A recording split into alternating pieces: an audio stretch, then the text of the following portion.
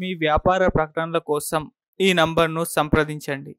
అంటే మనం న్యూస్ రావడం చూసాము. ఒక 9 అసెంబ్లీ స్థానాలు, 5 లోక్సభ స్థానాలు టీడీపీ బీజేపీకి ఆఫర్ చేసినట్టు కొన్ని న్యూస్ ఛానల్లో ప్రచారం అయింది. మరి దీంట్లో నిజం ఉందంటారు?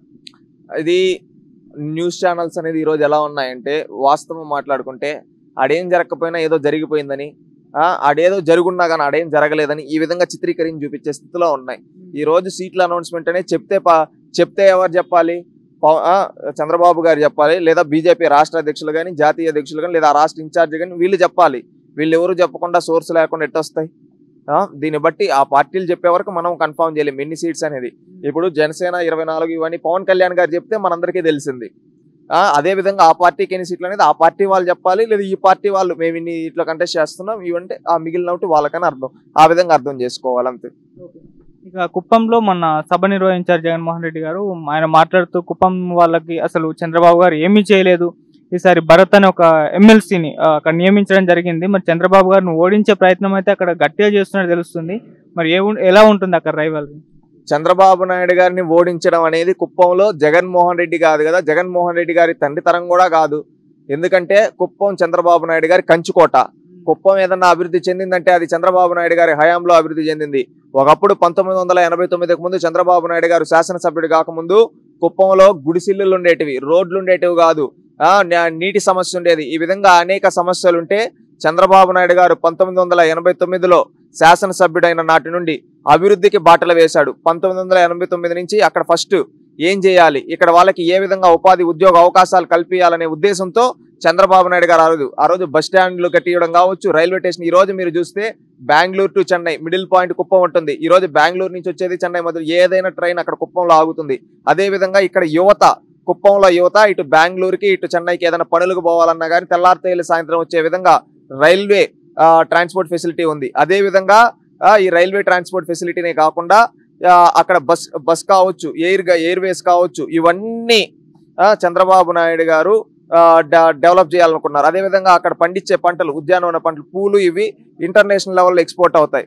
ఏ విధంగా అంటే ఈ పూలు అవన్నీ న్యూ ఇయర్కి, జనవరి క్రిస్మస్కి, వీటికన్నిటికీ ఇక్కడి నుంచి ఎక్స్పోర్ట్ అవుతాయి. అంటే ఈ విధంగా చంద్రబాబు నాయుడు గారు చేశారు. ఈ విధంగా కుప్పాన్ని అభివృద్ధి చేశారు. అక్కడ నీళ్లు తీసుకొని వచ్చారు, చెక్ డ్యాములు కట్టించారు, ఇవన్నీ డెవలప్ చేశారు. ప్రాజెక్టులు ఆంధ్రీని వారి నీళ్లు శ్రీశైలం నుంచి ఇక్కడ కుప్పంకి తీసుకొని రావడానికి దాదాపుగా కొన్ని వందల కిలోమీటర్ల పనులు చంద్రబాబు నాయుడు గారు చేశారు. ఈ రోజు వచ్చి జగన్మోహన్ రెడ్డి వచ్చి అడేదో షో చేసి ఒక మీటింగ్ పెడేస్తే ఏదో గెలిచేస్తారనుకుంటే అది వాళ్ళ యొక్క పిచ్చితనం అవుతుంది. ఎందుకంటే చంద్రబాబు నాయుడు గారు కుప్పం ప్రజలు నమ్మారు. చంద్రబాబు నాయుడు గారు బతుకున్న రోజుల కుప్పంలో చంద్రబాబు నాయుడు గారే శాసనసభ్యుడు. ఆయన మళ్ళీ ఈసారి 1,00,000 ఓట్ల మెజారిటీతో తప్పకుండా గెలవబోతూ ఉన్నాడు. ఇక ఇటు టీడీపీలో మహాసేన రాజేష్ గారు అండ్ కొలికపూడి శ్రీనివాసరావు గారు ఇద్దరికి టికెట్ ఇవ్వడం పైన కొంత వ్యతిరేకత రావడం చూస్తున్నాం. అంటే గతంలో వీళ్ళు చేసిన కాంట్రవర్షియల్ కామెంట్స్ ఏవైతే ఉన్నాయో వాటిని దృష్టిలో ఉంచుకొని ఈ విమర్శలు అయితే, ఈ వ్యతిరేకత అయితే చూపిస్తున్నారు. మరి ఎలా ఉంటుంది అంటారు? ఒకటి, ప్రతి ఒక్కరి పైన చిన్న చిన్న వ్యతిరేకతలు అనేది కామన్. ఎందుకంటే ఒకరికి ఇచ్చినప్పుడు వేరే వాళ్ళకి నచ్చకపోవచ్చు. అలాంటి వాళ్ళు ఏమంటే చేస్తే అవి పెద్దగా పట్టించుకోవాల్సిన అవసరం లేదు. మనం తప్పకుండా రేపు భవిష్యత్తులో వీళ్ళిద్దరూ ఒక మంచి నాయకులుగా తయారవుతారు. తెలుగుదేశం పార్టీ ఎప్పుడు సామాన్యుల్ని రాజకీయాల్లో పైకి తీసుకొని వచ్చిన పార్టీ తెలుగుదేశం పార్టీ. ఒకప్పుడు ప్రతిభా భారతి గారు కావచ్చు, అదేవిధంగా జిఎంసి బాలయోగ్ గారు కావచ్చు, ఈ విధంగా చెప్పుకుంటూ పోతే ఎంతో మంది పెద్ద పెద్ద నాయకుల్ని తయారు చేసిన తెలుగుదేశం పార్టీ బడుగు బలహీన వర్గాల నుంచి. ఈ రోజు చంద్రబాబు నాయుడు గారు కొలికపూడి గారికి కావచ్చు, మహాసేన రాజేష్ అనే వ్యక్తికి కూడా అదే విధంగా ఇచ్చారు. ఇంకా మిగతా పార్టీల్లో ఏంటంటే క్యాష్ చూస్తారు, తెలుగుదేశం పార్టీలో క్యారెక్టర్ చూస్తారు, అదేవిధంగా క్యాలిబర్ చూస్తారు. క్యాలిబర్ చూసి సీట్లు ఇచ్చారు వాళ్ళకి, అంతేగాని ఇంకేదో చూసో కాదు. వాళ్ళకి ఏం పెద్ద రాజకీయ చరిత్ర కూడా లేదు. సామాన్యుల్ని ఒక అనితర శక్తులుగా తెలుగుదేశం పార్టీ ఒకప్పుడు తయారు చేసింది, మళ్ళీ ఈరోజు తయారు చేస్తూ ఉంది. ఇక్కడ మీరు మహాసేన రాజేష్, కొలికపూడి మాత్రమే కాదు, ఇలాంటి వాళ్ళు ఎంతో మంది. ఈ రోజు చూసుకుంటే లిస్ట్ అనౌన్స్ చేసిన 99 మందిలో దాదాపుగా 60 మందికి పైగా గ్రాడ్యుయేట్స్ ఉన్నారు, 30 మందికి పైగా పోస్ట్ గ్రాడ్యుయేట్స్, ఐఏఎస్, అదేవిధంగా ఎంబీబీఎస్ చేసిన వాళ్ళు, పిహెచ్డి చేసిన వాళ్ళు, ఈ విధంగా ఉన్నారు. అది తెలుగుదేశం పార్టీ. చదువుకున్న ఉన్నత విద్యావంతుల్ని రాజకీయాల్లోకి తీసుకొని వచ్చి వాళ్ళని ప్రోత్సహించి వాళ్ళని ఒక మంచి నాయకులుగా తయారు చేసి వాళ్ళచే శాసనాలు నిర్మించి రాష్ట్ర ప్రజలకి ఒక మంచి నాయకత్వాన్ని అందియాలనే ఉద్దేశంతో తెలుగుదేశం పార్టీ ఈరోజు ఇలాంటి విద్యావంతుల్ని ఎమ్మెల్యే క్యాండిడేట్లుగా అనౌన్స్ చేసింది. అదే వైఎస్ఆర్సీపీలో చూస్తే రెడ్ శాండ్లర్ స్మగ్లర్, ఒకడేమో ఇసుక మాఫియా చేసేవాడు, ఒకడేమో లిక్కర్ మాఫియా చేసేవాడు, ఈ విధంగా రౌడీ బ్యాక్గ్రౌండ్ ఉండేవాడు, హత్యలు చేసిన వాళ్ళు, ఇలాంటి రౌడీలకి క్రిమినల్కి వైఎస్ఆర్సీపీలో టికెట్లు ఇస్తూ ఉంటే తెలుగుదేశం పార్టీ ఉన్నత విద్యావంతుల్ని రాజకీయాల్లోకి తీసుకొని వచ్చి వాళ్ళని ప్రోత్సహించింది. అది తెలుగుదేశం పార్టీకి వైఎస్ఆర్సీపీకి ఉన్న తేడా. ఇప్పుడు ప్రకటించిన ఈ 99 స్థానాలు చూసుకుంటే దాదాపు ఎన్ని స్థానాల వరకు టీడీపీ బలంగా ఉంది, గెలిచే అవకాశాలు కనిపిస్తున్నాయి అంటారు? ఎంత శాతం అంటారు? ఒకటి, ఈ 99లో తెలుగుదేశం పార్టీ జనసేన కూటమి ఉమ్మడిగా కార్యాచరణ చేసి అభ్యర్థులను ప్రకటించారు. దీన్ని బట్టి ఏమర్థమవుతోంది మీకు? మీరు ఒకటి ఇక్కడ గమనిస్తే ఆంధ్రప్రదేశ్ లో మెజారిటీ మార్క్ 81, 82 ప్రభుత్వం ఏర్పాటు చేయాలంటే ఇక్కడ చంద్రబాబు నాయుడు గారు దా మార్క్ కంటే ఇంకా ఒక 10 సీట్లు ఎక్కువ అనౌన్స్ చేశారంటే దీన్ని బట్టి ఏమర్థమవుతోంది? గెలుపు గుర్రాలనే అనౌన్స్ చేశారు. ఇదేదో చంద్రబాబు నాయుడు గారు ఏకాభిప్రాయమో లేకపోతే ఇంకొక వ్యక్తిపై ఏకాభిప్రాయమో కాదు. ఇది దాదాపుగా 1 కోటి మందికి పైగా సలహాలు తీసుకొని 1 కోటి మందికి పైగా ఐవీఆర్ఎస్ కాల్స్ ద్వారా వేరియస్ సర్వేస్ ద్వారా సర్వేలు చేసి ఈ రోజు అభ్యర్థుల్ని ప్రకటించడం జరిగింది. చంద్రబాబు నాయుడు గారు, పవన్ కళ్యాణ్ గారు ఏకాభిప్రాయం మీద తీసుకోంటే అది వాళ్ళ యొక్క వ్యక్తిగతం అనుకోవచ్చు, కానీ ఆ విధంగా చేయాల. 1 కోటి మందికి పైగా ప్రజల వాళ్ళ తీసుకొని వీళ్ళు అనౌన్స్ చేయడం జరిగింది. అంటే ఇక్కడ ఆంధ్రప్రదేశ్ రాష్ట్రంలో దాదాపు 3.5 కోట్లు 4 కోట్లు ఓట్లు ఉన్నాయి.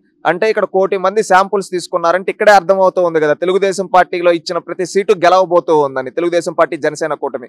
ఈ గెలుపు అనేది తప్పకుండా రేపటి ఘన విజయానికి ముందుగానే ఒక శుభసూచకంగా భావించాలి. ఎందుకంటే 99 మంది అనౌన్స్ చేశారంటే రేపు ఈ 99 100% గెలవచ్చేమో. ఎందుకంటే ఇది ఒక డెసిషన్ మీద కాదు, ప్రజల అభిప్రాయం మేరకు ఎమ్మెల్యే టికెట్లు అనౌన్స్ చేశారు కాబట్టి ఆ ప్రజలందరూ ఈ రోజు మాకు ఈ నాయకుడు కావాలన్నప్పుడు వాళ్ళు గెలిపిస్తారంటేనే కదా ఆ నాయకుడిని కోరుతారు.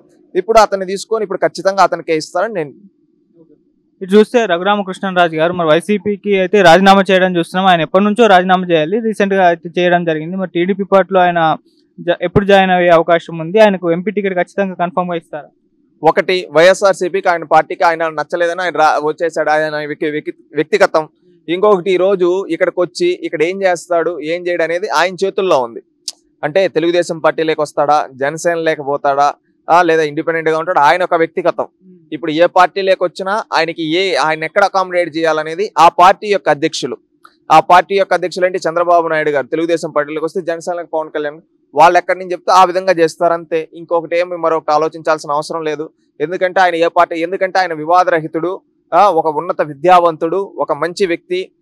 అలాంటి వ్యక్తి ఏ పార్టీలోకి వచ్చినా ఈ జగన్మోహన్ రెడ్డి గారి యొక్క వ్యక్తిత్వం చూసి ఆయన బయటకు వచ్చేసాడు. కానీ వైఎస్ఆర్సీపీ ఒక మంచి నాయకుడిని పోగొట్టుకునింది.